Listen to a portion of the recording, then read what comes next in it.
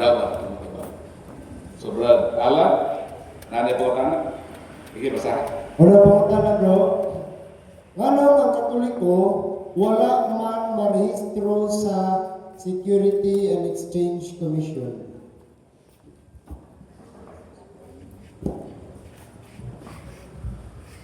Nganong ang Katoliko wala man marehistro sa Securities and Exchange Commission. Ang tubag mo kini, kay naulahiman ang Securities and Exchange Commission nauna man ang simbahang Katoliko pag-exist. O dili naman posible nga marehistro ang Katoliko kay ang Securities and Exchange Commission nagkantar man nga during registration kinahanglan mo appear gayod ang founder. Unsaon pagkarehistro o pag-comply niini sa Katoliko? Nang ato magtutukod, misaka naman sa langit na itong year 33. Kung ang gobyerno mo demand nato na irehistro ang Katoliko, tubago nato unang Timoteo 4:1 ang Ginoo nagsaad nga siya mo balik pag-usab sa paghukom sa mga buhig binatay. Sa ato pa, ato silang ingnon na gobyerno, paabutan ninyo ang among magtutukod. Ano sa mo balik? Kay sigurado na siya na ang magdesisyon mo parehistro ba sa dili kay ang inyong balaod nagkantar nagpapirmahon man ang founder. O kung niini mo kamaturan dili posible nga iparehistro o sumala sa dokumento sa atong paggobyerno nganong di na pwede nakarehistro. Mabasa nato dinhi sa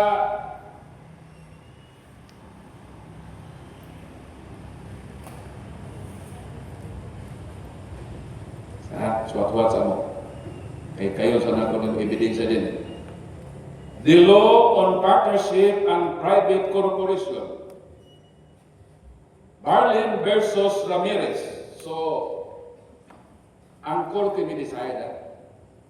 Once na ang korte dunay desisyon, kanang iyang desisyon mahimong part and parcel of the law of the land. Mahimo sa balakon. Unsa giingon sa atong korte? The Roman Catholic Church is not registered like other religious societies or churches in the Philippines because it has been recognized as a juridical person since time immemorial. Ang Katoliko dili obligahon na magparehistro because it has been recognized as a juridical person since time immemorial. Ngano man na iparehistro aron i-recognize na legal sa katilingban. Di na pwede ang Katoliko i-recognize. Kay nani ang mga gobyerno na-recognize naman sa Katoliko as religious institution. So nang giingon sa korte, o kining dili pag-obliga sa Katoliko nga iparehistro part na kini sa desisyon sa korte pag siya mag-decide ang iyang desisyon mahimong part and parcel sa balaod sa Pilipinas. Mo nang tubag sa pangutana, nganong dili parehistro? Unang rason kay ang magtutukod sa usa ka relihiyon kinahanglan mo appear dito sa SEC aron mo pirma og di na makumpay sa Katoliko. Ito pong ka.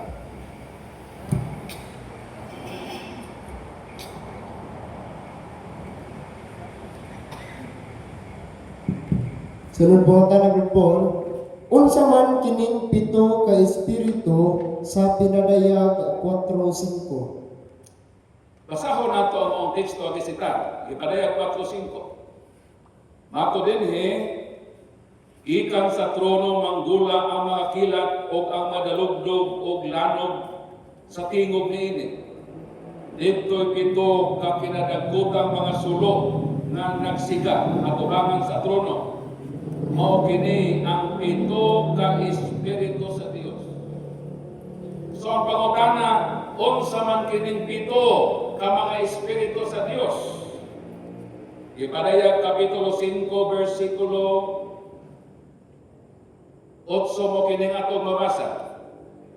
Usa sa mga pangulo miingon kanako, ayaw paghilak kay ang leyon sa banay ni Huda, ang gamhanang kaliwat ni David, midaog o mitangtang nining upat pito kasilyo.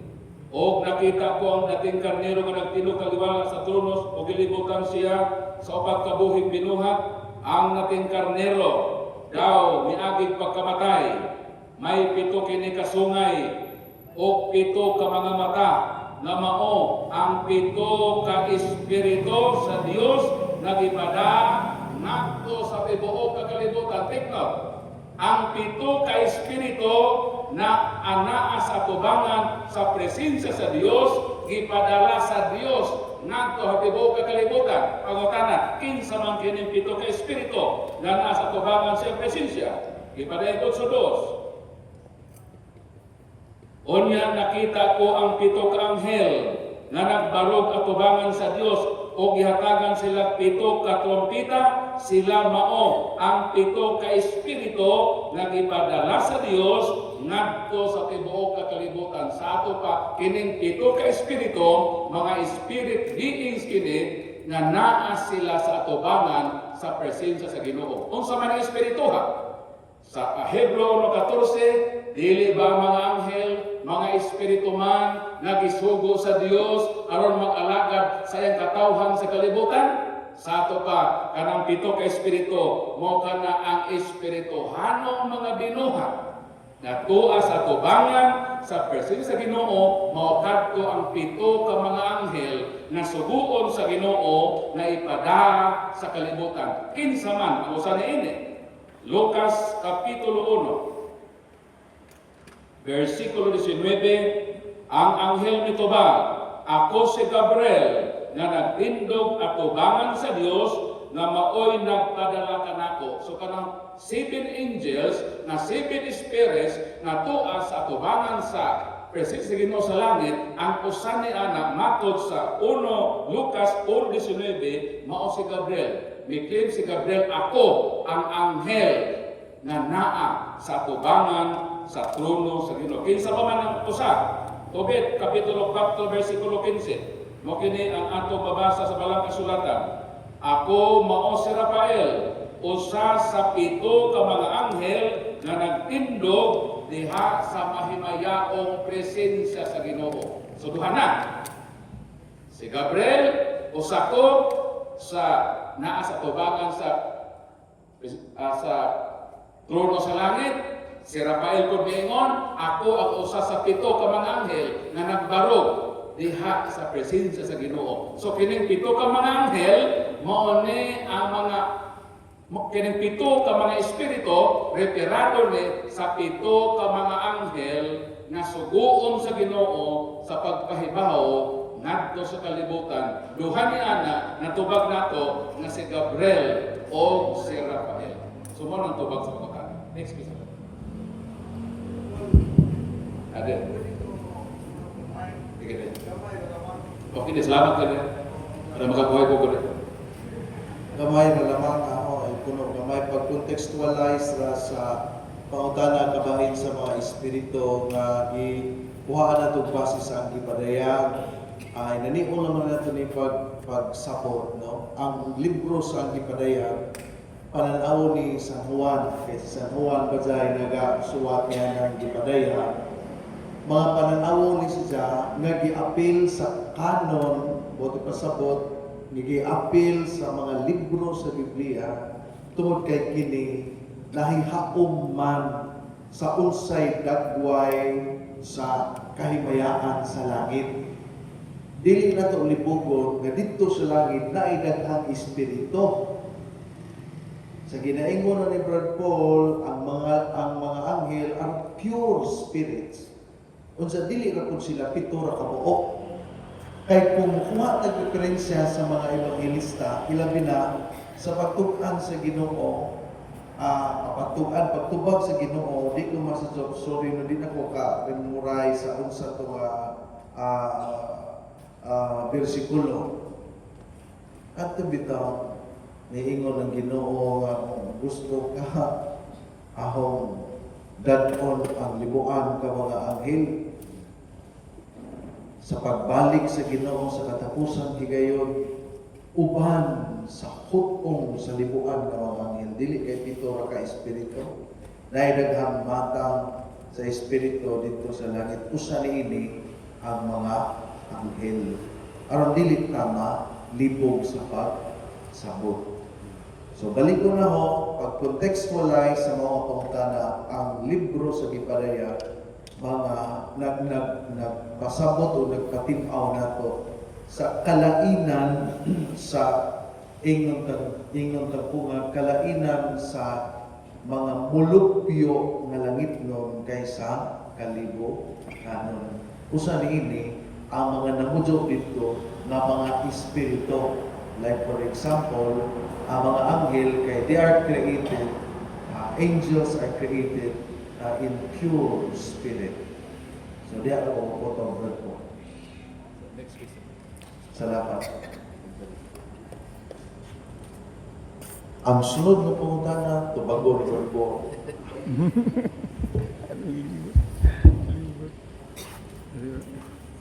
Mayroong gabi, Brad. Ako na si Lorenzo Duluhan Jr. Chapel sa Isingano. No? Ado na rin pangutana sa itong leksyon ng pastor. Nga, ganoon na yung ibalik-balik din ako ng pangutanahan. Pero ako katupag lagi. Pero ako lang, matupag ni. Mayon siya. Sa mga hilig, kusimba o larawan, revolto, diha nga nagtuo, o gisaling, kaya lagi pala ang mga apostolis. Mismo si Apostol Pedro ni Pablo ngadto kaniya, nga minihapa sa iyang ilan. Muna yung ngayon niyang buhat, Jess, nag-5 ngadto sa 26. Nga musunod na unta si Pedro sa balay, isugat siya ni Cornelio o nihapa sa tilan ni Pedro ang pagsimba kaniya. Kapag ipatindog siya ni Pedro, ingnan, tindog, ayaw akong simba, kaya ako tao usap. Muna yung pagkutana sa itong pastor nga, ganun na yung ganyan, ibalik-balik yan rin sa akong friends ko lagi ni, muna nga, wak ako'y katupag karon kasi matupag na nato ni. Mura Brad, kaya salamat. Ang imong gibasa nga bersikulo ang intention pagsimba.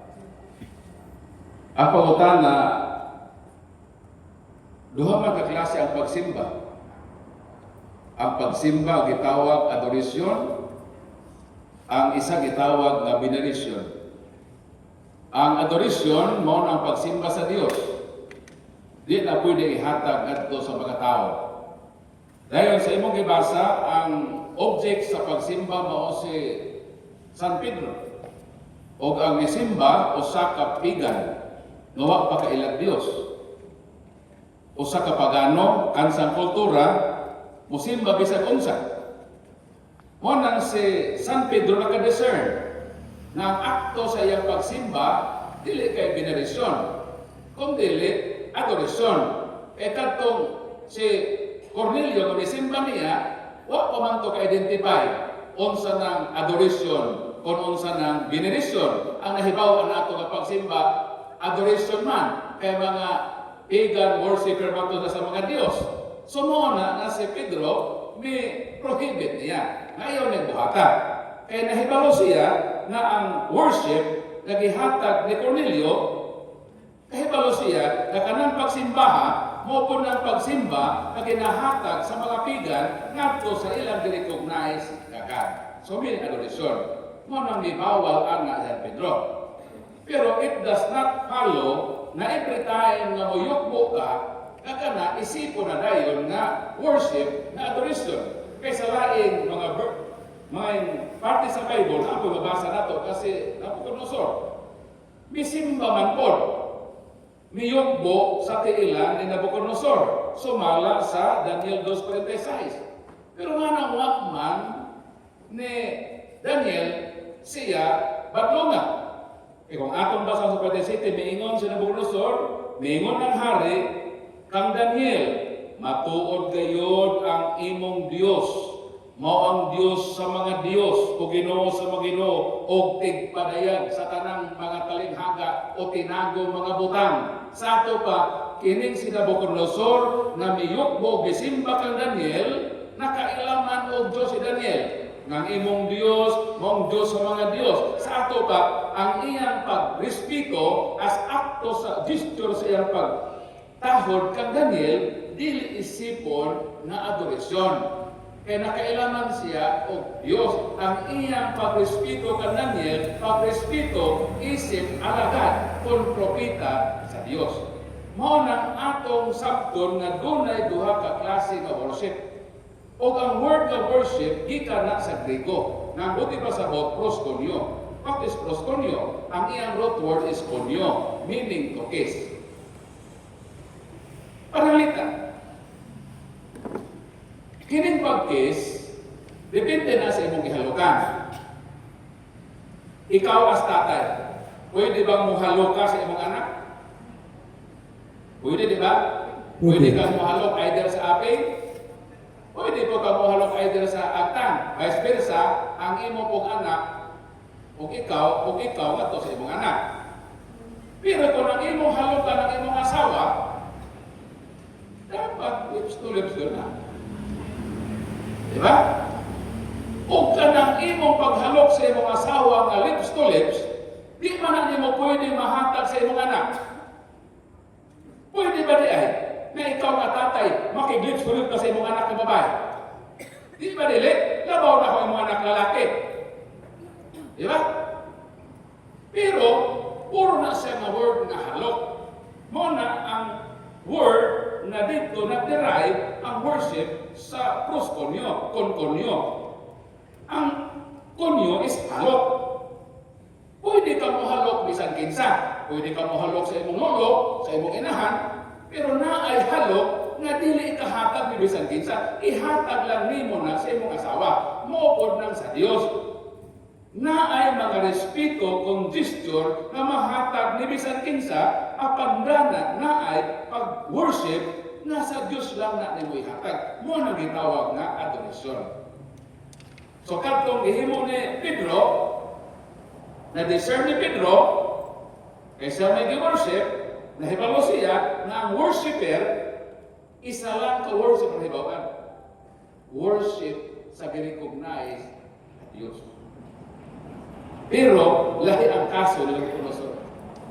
Maura nga gesture, pero nga nung gibadlong dito, dili wa ka madlunga.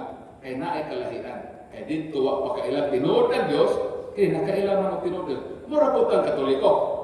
Every time nga mo kneel down ta sa mga images, di na napasabot, nag-worship nato na siya as God. Kaya di klaro man sa atong CCC. Ano naman CCC? Catechism of the Catholic Church. Ano naman? Ano naman CCC? Kung pa magsisi kayo, dapat na atana. Nga naman na adiha ang giingon kung unsa ang proper na pagrespeto sa atong mga images o unsa ang ihatag sa Dios. Catechism of the Catholic Church, number 2132, the honor paid to sacred images is respectful veneration, not the adoration due to God alone. Pag Dios, adoration. Pag mga images, veneration. So kitang Katoliko, nahibaluta sa atong gibuhat. Pero gihugman ta sa laing tinuhan. Nga naman, wa man na sila mahibaw nga na ay duha ka klase nga worship. Gihugman kanila sumala sa ilang nakita. O gibawal ka na sa Ginoo, sumala sa Juan Kapitulo 5. Kung sa may giingon sa atong Ginoong Kristo, nga dili angay buhaton ni bisan kinsa. Ingon din din.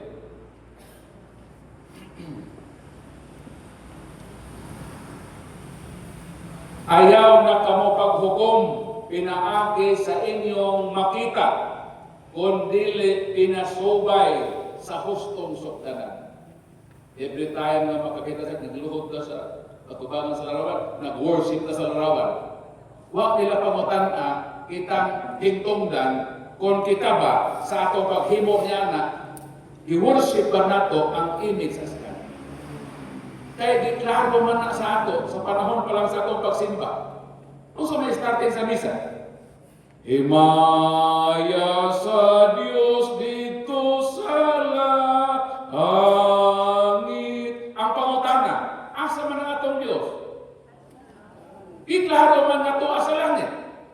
Wa man tamo yan na himaya sa Diyos gani anang pilit sa mga bonggo at simbahan. Wa man tamo ingon.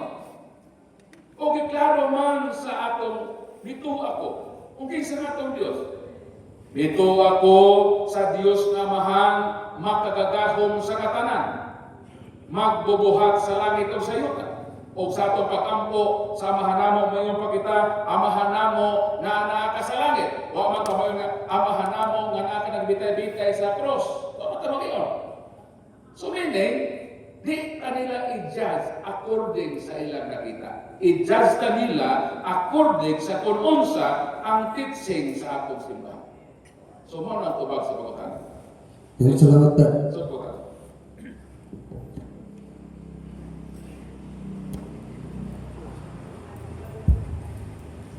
Mayang gabi, Paul.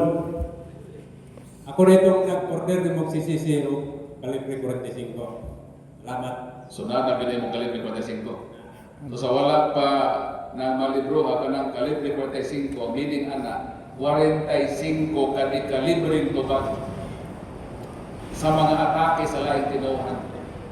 Kinahanglan na amo ng libro ha. Kaya para ko atake honta na kay ikapanubag nila. Napo kay hinagiban sa pagtuo. Sa isinta po na ka mga sayop nga argumento nga gamiton sa laing tinuhan agin sa atong Katoliko. So sa atong paghimo niya na wala na makasala sa gitawag sin o komisyon. Kaya kung di ka mosulti sa atong pagtuo, sige po na sila makasala. Kaya nagbutang-butang pa na sila. Exodus 26, ayaw pagbutang-butang sa imong isang katao. Tapos gipasagdan nino sila na magbutang-butang sa kabutang ni Tinoon. Wa ka mosulti sa kamatuoran. Sin o komisyon. So bahala din sila matuon nato, at least nitong kanta unsa atong pagtuo. Manubag na sila sa Ginoo. Kung magpahituratoy sila o atake nato sa mga butang na dili mo'y atong itulo. Provokan. Nako'y pangutana. Ito magpalit na ma'am. Libre. Required na ito. Imbes pa sa akin. May tungod. Proceed ba sa butana? May So ang atong mo-end ang atong program is 11 o'clock. So natay 10 minutes alang sa inyong mga pangutana. Pwede na? Okay. May tungod na sa Galacia 1:9. Iingon nga, kung may nagwali kaninyo nga lahi sa kung may nagwali kaninyo sa pagtulog sa mayong balita nga lahi sa inyong nadawat, matinunglo siya. So sa ato pa, kung ang ahong pangutana mo ni, angay ba nato siyang badlungon o pasagtan ra? Santiago 4:17, adlungon nato sila. Kaya kung dili, sa dili nato pagbuhat sa angay buhaton, makasala kita. Unang Pedro 3:15, andam kita sa pagtubag, niyatong si bisan kinsa mangutana, ilabi na may labot sa atong pagtuo. Judas versikulo 3, kinahanglan kita mutubag nila aron dipinsahan ang pagtuo nga sa makausaw sa dayon gihatag sa Dios sa iyang katawhan. Sa ato pa kitang mga Katoliko sa atong pagkabinunyagan part na diha nga atong atimanon ang atong pagtuo. Palagman nato kini og diha sa atong pagpalaong adun na kita kaayong akuhan bisan sa pagtubag niadtong bisan kinsa nga musukna kanato may lagot sa atong pagtuo. So kini atong programa, Krusada sa Pagtuong Katoliko sa kini ka-avenue. Dahil kita mas mapalagman pa nato ang atong pagtuo aron sa ingon niini magamit nato kini nga hinagiban sa pagtubag ni adtong si bisan kinsa nga motamay kung moatake sa atong pagtuong Katoliko. So doon na tayo kaakuhan o kung ang imong kaakuhan dili nimo buhaton sin of omission ka na. Santiago 4:17. So po ka.